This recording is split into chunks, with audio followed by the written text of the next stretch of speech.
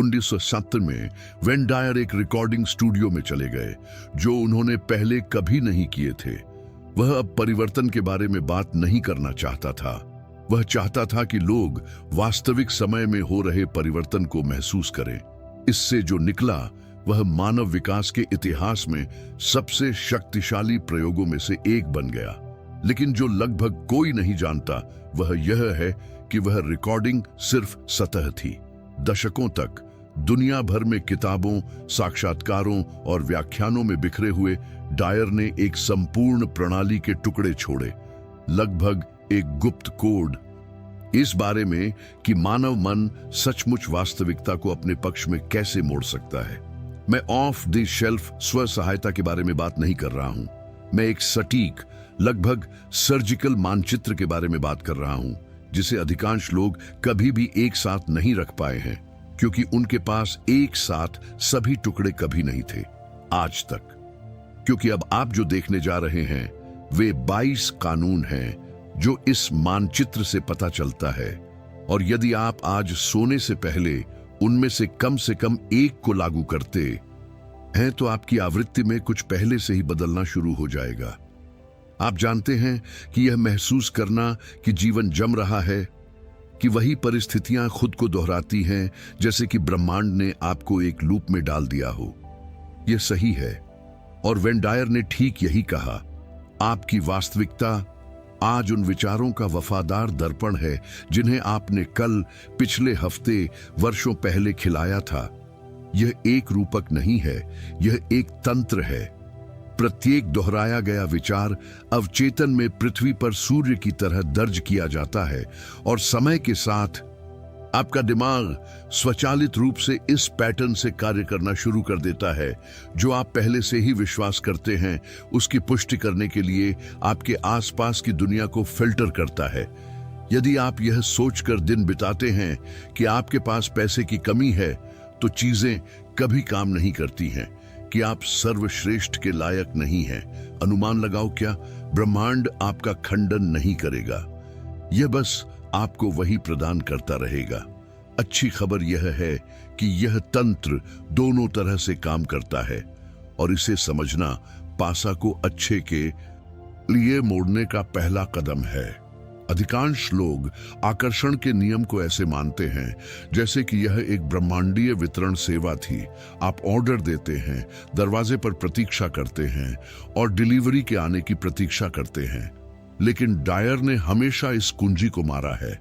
ब्रह्मांड आप जो चाहते हैं उसका जवाब नहीं देता है, यह आप जो हैं उसका जवाब देता है। पूछने और संरेखित करने के बीच, इच्छा रखने और उसी आवृत्ति पर कंपन करने के बीच एक क्रूर अंतर है जो आप चाहते हैं। इसे इस तरह से सोचें, एक am radio station FM signal नहीं उठाता है, चाहे आप बटन कितनी भी जोर से दबाएं, ये बस उस पर ट्यून नहीं किया जाता है आवृत्ति। अभिव्यक्ति के साथ यह वही है। जब तक आप आंतरिक रूप से कमी, संदेह, भय के व्यक्ति बने रहते हैं, चाहे आप कितने भी विजुअलाइजेशन करें या दीवार पर कितने भी सपने की तस्वीरें लगाएं, ब्रह्मांड को आप जो संकेत देते हैं वह वही रहेगा। रहस्य जो गायब है उसे आकर्षित करने में नहीं है, बल्कि आपका एक ऐसा संस्करण बनने में है जो पहले से ही उसी आवृत्ति पर मौजूद है जैसा आप चाहते हैं। यह वह जगह है जहां ज्यादातर लोग फंस जाते हैं, और यह ठीक इसी बिंदु पर है कि अभिव्यक्ति वास्तव में तेज होने लगती है। डायर ने एक ऐसे विचार पर जोर दिया जो सरल लगता है, लेकिन पहचान में गहन बदलाव की आवश्यकता है। आपको अब अपने उस संस्करण के रूप में जीने की जरूरत है जिसने पहले से ही वह हासिल कर लिया है जो आप चाहते हैं, न कि किसी ऐसे व्यक्ति के रूप में जो अभी भी इसे प्राप्त करने की प्रतीक्षा कर रहा है। इसका मतलब है कि आपकी मुद्रा, आपके निर्णय, आपकी बातचीत, यहां तक कि जिस तरह से आप आईने में देखते हैं उसे बदलना, क्योंकि आपका अवचेतन मन पर्याप्त भावनात्मक तीव्रता के साथ अनुभव किए गए वास्तविक से अलग नहीं करता है। यदि आप बहुतायत चाहते हैं तो किसी ऐसे व्यक्ति की तरह व्यवहार करना बंद कर दें जिसकी कमी है। यदि आप स्वास्थ्य चाहते हैं तो आज अपने शरीर को किसी ऐसे व्यक्ति के रूप में माने जो पहले से ही पूर्ण महसूस करता है। हम व्यावहारिक वास्तविकता का दिखावा करने या अनदेखा करने के बारे में बात नहीं कर रहे हैं। हम रीप्रोग्रामिंग के बारे में बात कर रहे हैं, अंदर से बाहर, वह पहचान जो ब्रह्मांड हर सेकंड आप में पड़ रहा है। और जब वह पहचान वास्तव में बदलती है तो बाहरी वास्तविकता के पास बनाए रखने के अलावा कोई विकल्प नहीं होता है। यदि कोई एक अभ्यास है जिसे वेन डायर ने लगभग पवित्र माना तो वह मैं हूं शब्दों का सचेत उपयोग है। उन्होंने इसे दुनिया की सबसे पुरानी परंपराओं से उधार लिया, ईसाई रहस्यवाद से लेकर हिंदू वेदांत तक, और एक सच्चाई को वापस लाया जिसे ज्यादातर लोग जीवन भर पीछे की ओर उपयोग करते हैं। मैं मुंह के बाद जो कुछ भी आता है वह पहचान का एक बयान है जो सीधे ब्रह्मांड को, अवचेतन को, आपके शरीर की हर कोशिका को भेजा जाता है। मैं थक गया हूं, मैं बदकिस्मत हूं, मैं असमर्थ हूं।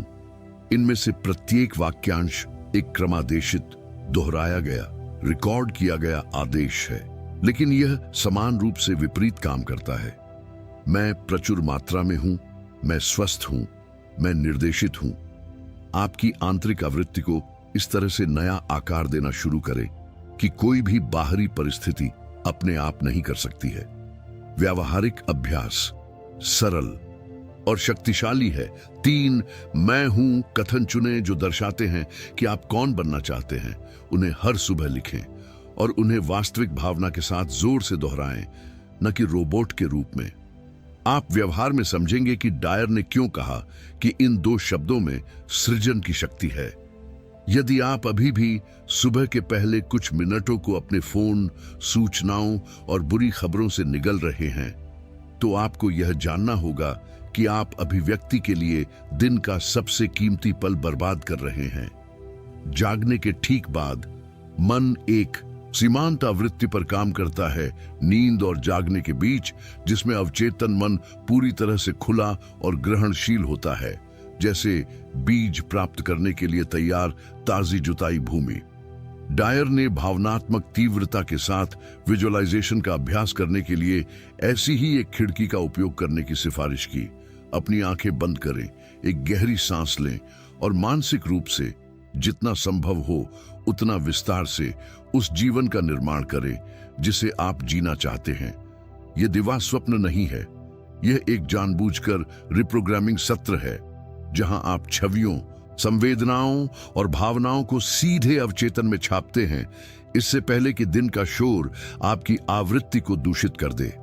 आरंभ करने के लिए 5-10 मिनट पर्याप्त है, और यदि आप इसके लिए एक व्यावहारिक मार्गदर्शिका चाहते हैं तो डायर की अपनी पुस्तक इच्छाएं पूर्ण वास्तविक परिवर्तन के लिए एक उपकरण के रूप में सुबह की कल्पना का उपयोग करने के तरीके पर एक अर्ध तकनीकी मैनुअल है।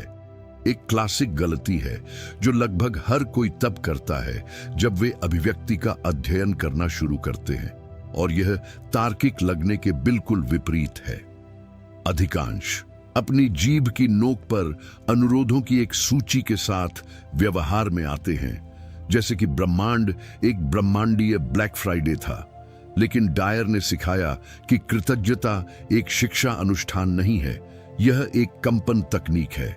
जब आप वास्तव में आपके पास पहले से मौजूद चीजों के लिए धन्यवाद देते हैं तो आपकी ऊर्जा तुरंत बहुतायत मान्यता पूर्ति की आवृत्ति तक बढ़ जाती है, और यह ठीक इसी आवृत्ति पर है कि आपके जीवन में नए सामान, अनुभव और उपलब्धियां आती हैं। ब्रह्मांड को कृतज्ञता संकेत देती है कि आप पहले से ही ऐसे व्यक्ति है जो प्राप्त करते हैं, न कि कोई ऐसा व्यक्ति जिसकी कमी है। व्यायाम सीधा है, किसी भी दृश्य या पुष्टि से पहले मानसिक रूप से या कागज पर 3 चीजों को सूचीबद्ध करें जिनके लिए आप आज वास्तव में आभारी हैं, यंत्रवत नहीं बल्कि वास्तव में उनमें से प्रत्येक के वजन और मूल्य को महसूस करके। यह सरल आदत लगातार अभ्यास की जाती है, आपकी आधार आवृत्ति को इस तरह से बदलना शुरू कर देती है कि आप अपने आसपास की परिस्थितियों में देखेंगे यह वह विषय है जो सबसे अधिक भ्रम उत्पन्न करता है, और वह भी जो वास्तव में समझ में आने पर सबसे अधिक जारी करता है। अगर मैं इसे इतनी बुरी तरह से चाहता हूं तो परिणाम को जाने देने का क्या मतलब है? यह विरोधाभासी लगता है, लेकिन डायर ने इसे सर्जिकल स्पष्टता के साथ समझाया। परिणाम के बारे में चिंता व्यवहार में एक निरंतर घोषणा है कि आप जो चाहते हैं वह अभी तक नहीं आया है, जो आपको अनुपस्थिति, प्रतीक्षा, कमी की आवृत्ति में कंपन करता रहता है। यह देखने के लिए हर 2 मिनट में ओवन खोलने जैसा है कि केक बढ़ गया है या नहीं। काम न करने के अलावा यह प्रक्रिया में बाधा डालता है। वैराग्य का मतलब यह नहीं है कि इच्छा की परवाह न करना या उसे छोड़ देना। इसका मतलब है कि ब्रह्मांड की बुद्धिमत्ता पर पूरी तरह से भरोसा करना कि वह सही समय पर और सही प्रारूप में आपकी बात को वितरित कर सके, बिना आपको कब और कैसे का सूक्ष्म प्रबंधन करने की आवश्यकता नहीं है। व्यवहार में यह आपके हिस्से को करने में तब्दील हो जाता है। कल्पना करना, संरेखित करना, अभिनय करना और फिर जाने देना उसी शांति के साथ जिसने एक पत्र पोस्ट किया है और जानता है कि यह आ जाएगा। और यह सचेत समर्पण के इस स्थान में है कि चीजें उन तरीकों से आगे बढ़ने लगती हैं जिनका मानव तर्क शायद ही कभी अनुमान लगा सकता है। जिस दुनिया में हम रहते हैं, मौन लगभग एक विलासिता की वस्तु बन गई है, और यह कोई संयोग नहीं है कि अधिकांश लोग खुद से, अपनी वास्तविक इच्छाओं और अपने स्वयं के अंतर्ज्ञान से अलग हो गए हैं। डायर इस बिंदु पर लगभग जुनूनी था। 15 मिनट का दैनिक मौन एक आध्यात्मिक सनक नहीं है, यह किसी के लिए भी एक व्यावहारिक आवश्यकता है जो स्पष्ट रूप से और जल्दी से प्रकट होना चाहता है। यह मौन में है कि मानसिक शोर आपके लिए पर्याप्त रूप से कम हो जाता है कि आप यह सुन सकें कि आपका उच्च स्व क्या संवाद करने की कोशिश कर रहा है। वह शांत आवाज जो लगभग हमेशा रास्ता जानती है, लेकिन शायद ही कभी सूचनाओं, चिंताओं और सूचना के निरंतर प्रवाह की तुलना में जोर से बोलने का प्रबंधन करती है। ध्यान इस मौन का सबसे सीधा मार्ग है, लेकिन यह कुछ भी विस्तृत नहीं होना चाहिए। बैठ जाओ, अपनी आंखें बंद करो, होशपूर्वक सांस लें और बस उनमें से किसी को भी पकड़े बिना विचारों को देखें। समय के साथ यह आंतरिक स्थान अधिक से अधिक परिचित हो जाता है, और यह ठीक है, यह कि इरादा पकड़ लेता है, आवृत्ति स्थिर हो जाती है और अभिव्यक्ति को अंकुरित होने के लिए आवश्यक उपजाऊ जमीन मिल जाती है। आप पूरे दिन पुष्टि दोहरा सकते हैं, अब तक मौजूद सबसे सुंदर ड्रीम बोर्ड को इकट्ठा कर सकते हैं और उपलब्ध हर विजुअलाइजेशन तकनीक को याद कर सकते हैं। लेकिन अगर अंदर आप संदेह, भय या अविश्वास महसूस कर रहे हैं, तो क्या आप जानते हैं कि ब्रह्मांड को क्या प्राप्त हो रहा है? बिल्कुल वैसे। डायर ने इसे बहुत स्पष्ट कर दिया। आपके द्वारा उत्सर्जित संकेत शब्दों से नहीं बना है, यह ऊर्जा से, भावना से, वास्तविक कंपन से बना है। यह किसी को मजबूर मुस्कान के साथ समझाने की कोशिश करने जैसा है, जबकि उनकी आंखें आपको अन्यथा बताती हैं। कोई भी इस पर विश्वास नहीं करता है और ब्रह्मांड इस पर विश्वास नहीं करता है। आप अंदर जो महसूस करते हैं वह अभिव्यक्ति की सच्ची भाषा है, और कोई भी बाहरी तकनीक आपकी भावनाओं को उस चीज के साथ संरेखित करने के आंतरिक कार्य को प्रतिस्थापित नहीं कर सकती है जो आप चाहते हैं। इसलिए इसका अभ्यास करने से पहले ईमानदारी से खुद से पूछना उचित है, मैं अभी कैसा महसूस कर रहा हूं? यदि उत्तर चिंता, कमी या निराशा है, तो पहला कदम कल्पना करना नहीं है, यह भावनात्मक आवृत्ति को बढ़ाना है। कृतज्ञता, शारीरिक आंदोलन, संगीत, कुछ भी जो वास्तव में आपको अच्छा महसूस कराता है। क्योंकि जब अंदर की ऊर्जा संरेखित होती है, तो यहां तक कि एक साधारण फुसफुसाए गए इरादे में स्वचालित रूप से कहे गए 1000 प्रतिज्ञान की तुलना में अधिक शक्ति होती है। पुनरावृत्ति अवचेतन की पसंदीदा भाषा है और उस सच्चाई का कोई शॉर्टकट नहीं है।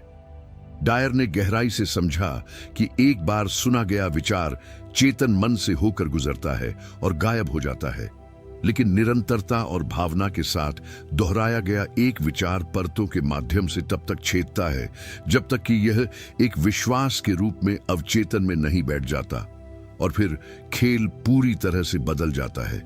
यही कारण है कि दुनिया भर की सहस्राब्दी संस्कृतियों ने दोहराए जाने वाले मंत्रों, प्रार्थनाओं और मंत्रों का उपयोग किया है, अंधविश्वास से नहीं बल्कि इसलिए कि वे सहज रूप से पहले से ही जानते थे कि आधुनिक तंत्रिका विज्ञान ने क्या पुष्टि की है। मस्तिष्क जानबूझकर दोहराव के माध्यम से खुद को पुनः कॉन्फ़िगर करता है। यहां अभ्यास सरल है, लेकिन इसके लिए अनुशासन की आवश्यकता है। अपनी मुख्य दृष्टि लें जिसे आप सबसे अधिक प्रकट करना चाहते हैं और इसे एक छोटे, ज्वलंत, भावनात्मक रूप से चार्ज किए गए वाक्य में बदल दें।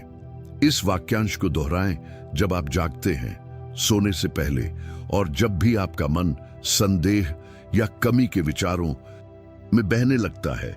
समय के साथ यह दृष्टि एक दूर की इच्छा नहीं रह जाती है और एक आंतरिक निश्चितता बन जाती है। और यह ठीक उसी समय होता है जब यह अवचेतन में निश्चितता बन जाती है कि यह वास्तविकता में दिखाई देना शुरू कर देती है।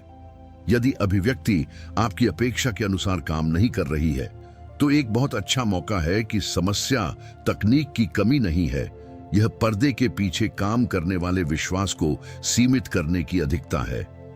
विश्वासों को सीमित करना अवचेतन में दफन उन दृढ़ विश्वासों को दर्शाता है जो कहते हैं, पैसा कठिन है, मैं खुश रहने के लायक नहीं हूं, मेरे जैसे लोग वहां नहीं पहुंचते।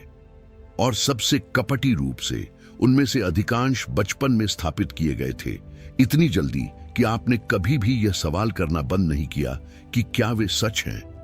डायर ने जोर देकर कहा कि रिप्रोग्रामिंग पहचान के साथ शुरू होती है। आप जो नहीं देख सकते उसे खत्म नहीं कर सकते। तो व्यावहारिक अभ्यास दिन में कुछ मिनट लेना है। यह आपकी पत्रिका में हो सकता है, यह मानसिक रूप से हो सकता है। एक सीमित विश्वास की पहचान करने के लिए जो आप में काम कर रहा है और एक साधारण प्रश्न के साथ इसका सामना करता है। क्या यह एक तथ्य है या यह सिर्फ एक कहानी है जिसे मैंने दोहराना सीखा है? अधिकांश समय आप पाएंगे कि यह सिर्फ एक कहानी है और कहानियों को फिर से लिखा जा सकता है। वास्तविक परिवर्तन तब शुरू होता है जब आप अपने दिमाग से पैदा होने वाली हर चीज को स्वचालित रूप से स्वीकार करना बंद कर देते हैं और उन विश्वासों के सचेत लेखक बन जाते हैं जिन्हें आप ले जाने का निर्णय लेते हैं।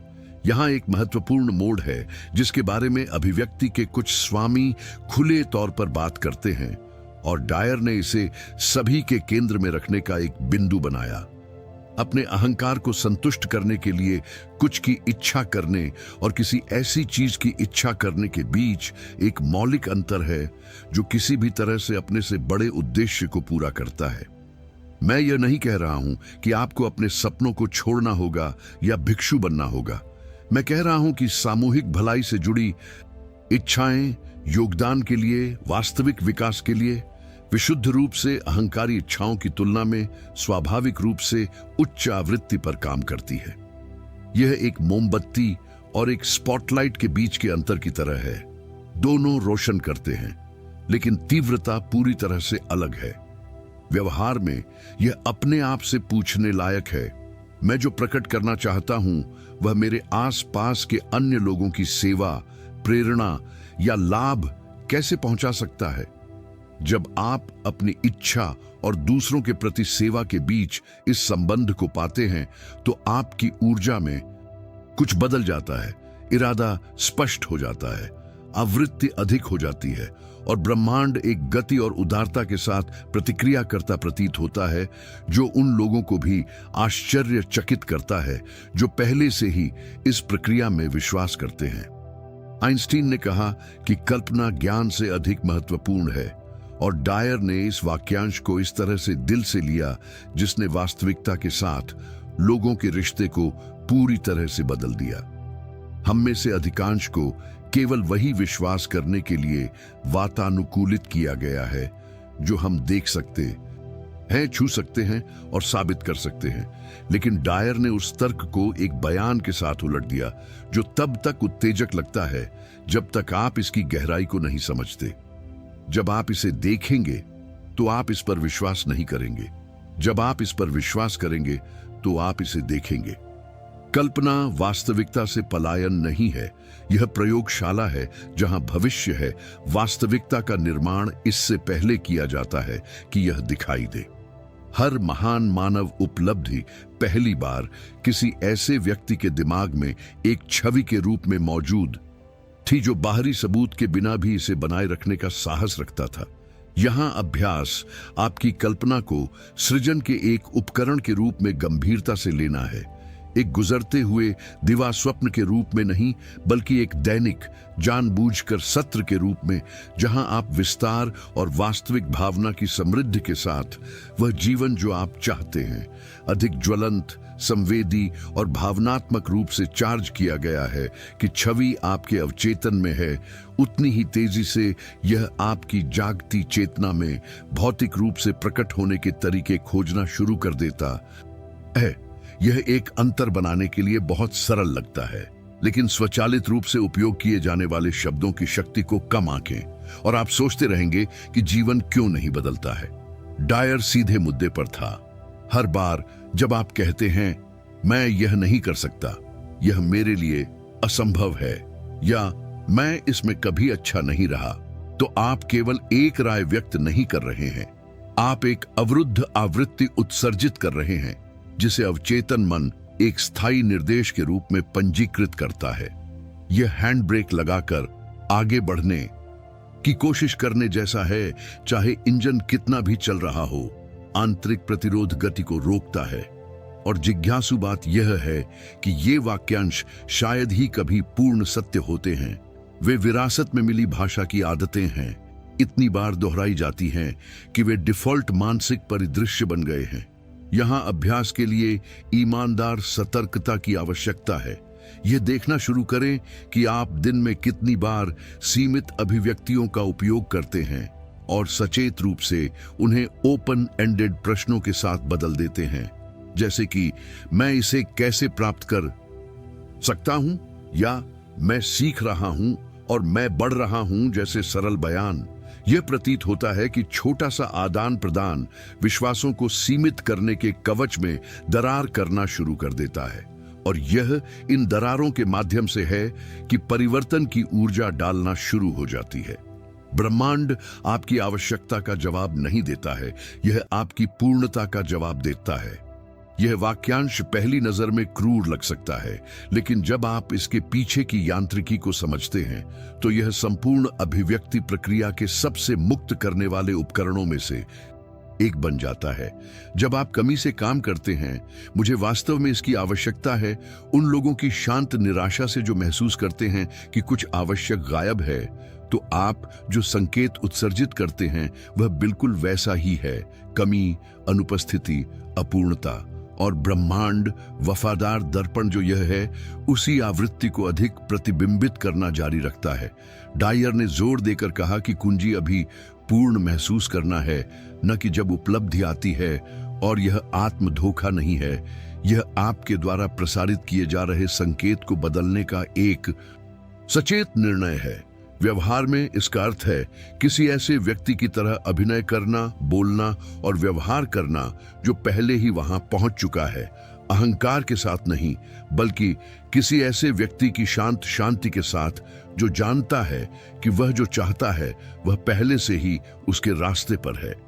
प्रारंभिक पूर्ति की यह आंतरिक स्थिति वह है जो आपके कंपन को आप जो चाहते हैं उसकी आवृत्ति के साथ संरेखित करती है, और जब वह संरेखण वास्तव में होता है तो इच्छा और वास्तविकता के बीच की दूरी उन तरीकों से सिकुड़ने लगती है जो सबसे अधिक संशयवादी को भी आश्चर्यचकित करती है। मानव मन में एक विशेषता होती है जो आपका सबसे बड़ा सहयोगी या आपका सबसे बड़ा दुश्मन हो सकती है। यह आप जो चाहते हैं और जो आप नहीं चाहते हैं उसके बीच फिल्टर नहीं होता है। यह बस इस बात का अनुसरण करता है कि आप अपना ध्यान कहां निर्देशित करते हैं। डायर ने एक शक्तिशाली सादृश्य का उपयोग किया। ऊर्जा वहां बहती है जहां ध्यान जाता है।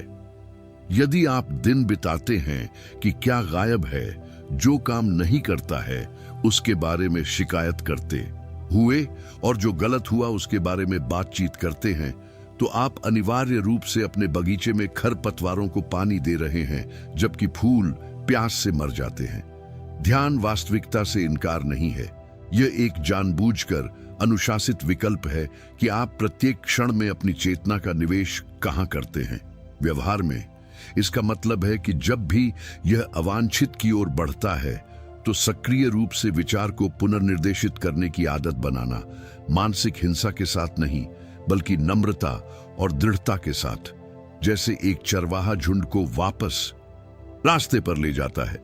एक सरल उपकरण एक फोकस जर्नल रखना है, जहां दिन के अंत में आप केवल वही रिकॉर्ड करते हैं जो सकारात्मक था, क्या उन्नत हुआ है और क्या सही दिशा में आगे बढ़ रहा है। क्योंकि आप जो मनाते हैं और स्वीकार करते हैं वह विस्तार करता है, जबकि आप सचेत रूप से जो अनदेखा करते हैं वह धीरे धीरे भाप खो देता है। हम डायर के सभी शिक्षण में सबसे आंत के बिंदुओं में से एक पर पहुंच गए हैं, और वास्तव में व्यवहार में लाना सबसे कठिन भी है, क्योंकि इसके लिए कुछ ऐसा चाहिए जो तकनीक से कहीं आगे जाता है। इसके लिए कुल शारीरिक उपस्थिति की आवश्यकता होती है। मन के साथ कल्पना करना पर्याप्त नहीं है, पूरे शरीर को अनुभव में प्रवेश करने की आवश्यकता है, जैसे कि यह पहले से ही हो रहा था। हर कोशिका, हर मांसपेशी, हर सांस को इच्छा पूरी होने की आवृत्ति पर कंपन करने की आवश्यकता होती है, न कि अपेक्षित इच्छा। डायर ने नेविल गोडार्ड के फव्वारे से भारी पिया, जिसने सिखाया कि शारीरिक भावनाओं के साथ संयुक्त कल्पना अभिव्यक्ति का सबसे शक्तिशाली ईंधन है, और आधुनिक तंत्रिका विज्ञान पुष्टि करता है कि मस्तिष्क एक जीवित अनुभव और पर्याप्त तीव्रता के साथ एक कल्पित अनुभव के लिए लगभग समान रूप से प्रतिक्रिया करता है। व्यावहारिक अभ्यास यह है, अपने दैनिक विजुअलाइजेशन के दौरान आप जो चाहते हैं उसकी छवियों को देखने के लिए संतुष्ट न हो। गंध, बनावट, गर्मी, हल्कापन या उत्साह को महसूस करें जो इस तरह की उपलब्धि लाएगा। जितना अधिक शरीर इसमें प्रवेश करता है, अनुभव, अवचेतन मन जितना गहरा इसे वास्तविक के रूप में पंजीकृत करता है, और जिसे अवचेतन मन वास्तविक के रूप में स्वीकार करता है, वह भौतिक दुनिया में प्रकट होने के लिए अथक प्रयास करता है। डायर द्वारा अब तक कहे गए सबसे विरोधाभासी लेकिन सबसे मुक्तिदायक वाक्यांशों में से एक यह था, अनंत धैर्य तत्काल परिणाम उत्पन्न करता है। पहली बार जब आप इसे सुनते हैं तो यह उन सुंदर लेकिन निरर्थक सूत्रों में से एक की तरह लगता है, जब तक कि आप वास्तविक पकड़ को छोड़ने के अनुभव का अनुभव नहीं करते हैं और महसूस करते हैं कि चीजें उस गति से आगे बढ़ने लगती हैं जिसकी चिंता ने कभी अनुमति नहीं दी थी। समस्या यह है कि हम तात्कालिकता से ग्रस्त संस्कृति में रहते हैं, जहां प्रतीक्षा को विफलता और देरी के रूप में माना जाता है कि कुछ गलत हो गया है। लेकिन ब्रह्मांड हमारे रैखिक दिमाग की तुलना में बहुत व्यापक बुद्धि पर काम करता है, और अक्सर जो देरी की तरह लगता है वह वास्तव में एक पुनर्स्थापन, एक तैयारी, टुकड़ों का एक संरेखण है जिसे आप यहां से भी नहीं देख सकते हैं। यहां अभ्यास एक सक्रिय विश्वास पैदा करना है, उन लोगों का निष्क्रिय विश्वास नहीं जो अपनी बाहों को मोड़ते हैं और प्रतीक्षा करते हैं, बल्कि उन लोगों का विश्वास जो कार्य करते हैं, संरेखित करते हैं, अपना हिस्सा करते हैं और फिर वास्तव में विश्वास करते हैं कि ब्रह्मांड एक सटीकता के साथ बाकी का ख्याल रख रहा है जो किसी भी मानव समय रेखा को पार करता है। और मजे की बात यह है कि यह ठीक तब होता है जब आप प्रक्रिया को दबाना बंद कर देते हैं कि यह प्रवाहित होना शुरू हो जाता है। यदि कोई एक सिद्धांत है जो डायर की सभी अन्य शिक्षाओं को एक केंद्रीय विचार से जोड़ता है तो यह एक है, और जब तक आप वास्तव में अंदर नहीं आते हैं तब तक इसे कई बार दोहराने के लायक है। आप जो चाहते हैं उसे आकर्षित नहीं करते हैं, आप जो हैं उसे आकर्षित करते हैं। खुशी चाहते हैं, खुश रहने के लिए किसी बाहरी कारण की प्रतीक्षा न करें, अभी खुश रहें जो आपके पास है, आप जहां हैं। प्रचुरता चाहते हैं, प्रचुर मात्रा में महसूस करने के लिए धन के आने की प्रतीक्षा न करें। स्वास्थ्य में, दोस्ती में, रचनात्मकता में, सूर्यास्त में प्रचुरता पाएं जिसे देखने के लिए किसी ने आपसे शुल्क नहीं लिया है। क्या आप प्यार चाहते हैं? प्यार महसूस करने के लिए किसी के आने का इंतजार न करें। अब प्यार से भर जाएं, अपने लिए, अपने आसपास के लोगों के लिए, उस जीवन के लिए जो पहले से ही हो रहा है। यह सिद्धांत में सरल है और व्यवहार में गहराई से चुनौतीपूर्ण, क्योंकि इसके लिए आपको एक तर्क को उलटने की आवश्यकता होती है जिसे पूरी दुनिया पुष्ट करती है कि बाहरी परिस्थितियां आपकी आंतरिक स्थिति निर्धारित करती है। डायर ने इस समीकरण को उल्टा कर दिया और कहा, पहले अपनी आंतरिक स्थिति बदलें और बाहरी परिस्थितियों के पास यह प्रतिबिंबित करने के लिए खुद को पुनर्गठित करने के अलावा कोई विकल्प नहीं होगा कि आप कौन बन गए हैं। यह कंपन पत्राचार का सार है, और जब आप वास्तव में इसे जीते हैं तो ब्रह्मांड एक उदारता के साथ प्रतिक्रिया करता है जिसे सामान्य तर्क के साथ समझाना लगभग असंभव लगता है। यदि अभिव्यक्ति एक सड़क होती तो ध्यान निकासी सेवा होती जो बाधाओं को दूर करती है, इससे पहले कि आपको एहसास हो कि वे वहां थे। डायर ने अपने वयस्क जीवन का अधिकांश हिस्सा ध्यान अभ्यास के लिए समर्पित कर दिया है, एक धार्मिक अनुष्ठान के रूप में नहीं, बल्कि मानसिक सफाई और इरादे के संरेखण के लिए एक उपकरण के रूप में। हर कोई रुकावटें रखता है, पुराने भय, अनसुलझे आघात, अंतर्निहित विचार पैटर्न जो पर्दे के पीछे चुपचाप काम करते हैं और परिवर्तन के हर सचेत प्रयास को तोड़फोड़ करते हैं। और ध्यान उन कुछ प्रथाओं में से एक है जो चेतना के उन गहरे स्तरों तक पहुंच सकते हैं जहां ये रुकावटें रहती हैं, उन प्रतिरोधों को भंग करती हैं जो अकेले इच्छा शक्ति को शायद ही कभी दूर करती हैं। यह धूप और तिब्बती कटोरे के साथ एक आदर्श कमल का घंटा नहीं होना चाहिए। 10 मिनट की सचेत श्वास, किसी के विचारों का मौन अवलोकन जमीन को साफ करना शुरू करने के लिए पर्याप्त है। समय के साथ आपको उच्च आवृत्ति राज्यों को बनाए रखना आसान लगेगा कि चिंता ताकत खो देती है। आप वास्तव में जो चाहते हैं उसके बारे में स्पष्टता बढ़ जाती है, और यह स्पष्ट दिमाग और संरेखित इरादे की इस स्थिति में है कि अभिव्यक्ति वास्तविकता बनने के लिए कम से कम प्रतिरोध का रास्ता पाती है। एक असहज सच्चाई है जिसे कोई भी सुनना पसंद नहीं करता है, लेकिन डायर कभी भी यह कहने से नहीं डरता है, आप जिस वातावरण में रहते हैं उससे आप गहराई से प्रभावित होते हैं। जिन लोगों के साथ आप घूमते हैं, जिन वार्तालापों में आप संलग्न होते हैं, जो सामग्री आप उपभोग करते हैं, जिन विचारों को आप बिना किसी सवाल के अपने दिमाग में प्रसारित करने की अनुमति देते हैं। ऊर्जा संक्रामक है, आवृत्ति संक्रामक है, और जैसे ही आप किसी ऐसे व्यक्ति से सर्दी पकड़ते हैं जो आपके आसपास बीमार है, आप अपने आसपास के लोगों और वातावरणों के कंपन को भी अवशोषित करते हैं जितना आप महसूस करते हैं। इसका मतलब यह नहीं है कि हर कोई जो कठिन समय से गुजरता है या कृत्रिम सकारात्मकता के बुलबुले में खुद को अलग कर देता है। इसका मतलब है कि आप अपनी ऊर्जा और ध्यान को पुराने आधार पर कहां निवेश करते हैं, इसके बारे में विवेकपूर्ण और सचेत होना। व्यवहार में यह ईमानदारी से देखने लायक है। कौन सी बातचीत आपको ऊर्जावान बनाती है और कौन सी क्या आप थके हुए हैं? कौन से वातावरण आपकी चेतना का विस्तार करते हैं और कौन सा इसे अनुबंधित करता है? कौन सी सामग्री आपकी आवृत्ति बढ़ाती है और कौन सी आपको भय और कमी के चक्र में डाल देती है? अधिक जागरूकता के साथ इन विकल्पों को बनाना स्वार्थ नहीं है, यह कंपन स्वच्छता है, और यह उस ऊर्जा क्षेत्र की रक्षा करने और उसे बढ़ाने के सबसे व्यावहारिक और तत्काल तरीकों में से एक है जिसे आप इतनी सावधानी से बना रहे हैं। हम पूरी यात्रा के सबसे गहरे बिंदु पर पहुंच गए हैं, जिसे डायर ने एक तरह से पहले आने वाली हर चीज की सर्वोच्च उपलब्धि के रूप में संरक्षित किया है। कल्पना करने के बाद पुष्टि करना, संरेखित करना, अभिनय करना और आवृत्ति बढ़ाना एक अंतिम कदम है जो विरोधाभासी रूप से सबसे निष्क्रिय लगता है, लेकिन सबसे शक्तिशाली है।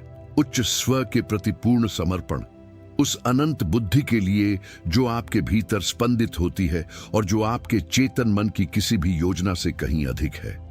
डायर ने इसे नाव को छोड़ने और वर्तमान पर भरोसा करने के लिए कहा।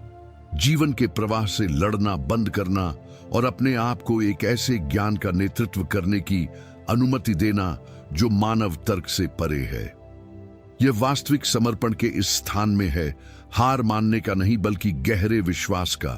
तथाकथित चमत्कार होते हैं वे सही संयोग, वे दरवाजे जो आपके बिना खुलते हैं, वे समाधान जो आपके बिना दस्तक दिए जाते हैं, वे समाधान जो वहां से आते हैं जहां से आपको कम से कम उम्मीद थी। व्यवहार में समर्पण एक साधारण प्रार्थना में प्रकट होता है। बिस्तर से पहले ब्रह्मांड को जारी किए गए इरादे में, मैं अपने लिए सबसे अच्छा प्राप्त करने के लिए तैयार हूं, सही तरीके से और सही समय पर। और यह ठीक वही है पूर्ण समर्पण के इस क्षण में कि आप कौन हैं और आप हमेशा कौन रहे हैं के बीच की दूरी गायब हो जाती है और अभिव्यक्ति एक तकनीक नहीं रह जाती है और बस आपके अस्तित्व का स्वाभाविक तरीका बन जाती है। आप इसे अंत तक बना चुके हैं और यह आपके बारे में बहुत कुछ कहता है, क्योंकि ज्यादातर लोग बीच में हार मान लेते हैं, अपने भोजन पर वापस जाते हैं और भूल जाते हैं, लेकिन आप रुके रहे। और अब एकमात्र सवाल आता है जो वास्तव में मायने रखता है, आप अब से इस सब के साथ क्या करने जा रहे हैं। वेन डायर ने दशकों तक यह दोहराते हुए बिताया है कि मानव जीवन की सबसे बड़ी बर्बादी विफलता नहीं है, यह क्षमता है जिसे कभी सक्रिय नहीं किया गया है। और कार्रवाई के बिना क्षमता सिर्फ एक अच्छी तरह से सूचित सपना है। फिर इन 22 कानूनों में से किसी एक को चुनें, सिर्फ एक। इसे 7 दिनों के लिए ईमानदारी से और लगातार लागू करें। ध्यान दें कि आपकी ऊर्जा में, आपके निर्णयों में, आपकी परिस्थितियों में क्या चलना शुरू हो जाता है। आपको अभी हर चीज पर विश्वास करने की जरूरत नहीं है, आपको बस परीक्षण करने के लिए तैयार रहना होगा, क्योंकि परिवर्तन तब शुरू नहीं होता जब सब कुछ ठीक हो जाता है। यह तब शुरू होता है जब आप पहला कदम उठाते हैं, बिना यह सुनिश्चित किए कि आगे क्या होगा। और यदि आप इस रास्ते पर जारी रखना चाहते हैं, गहराई करना, विस्तार करना, उन परतों को तोड़ना जो अभी भी आपको सीमित करती हैं, तो अगला कदम सरल है। अभी सदस्यता लें, बुद्ध चैनल की ऊर्जा और अधिसूचना घंटी को सक्रिय करें। हर हफ्ते एक नया वीडियो आपका इंतजार कर रहा है, ऐसी सामग्री जो आपके विश्वासों को चुनौती देती रहेगी, आपकी आवृत्ति बढ़ाएगी और आपको अपने पूर्ण संस्करण के करीब लाएगी। समुदाय पहले से ही बढ़ रहा है, परिवर्तन पहले से ही हो रहे हैं, और केवल एक चीज जो आपको अगले स्तर से अलग करती है वह है जारी रखने का निर्णय। बुद्ध की ऊर्जा। हर हफ्ते मैं आपको वहां देखूंगा।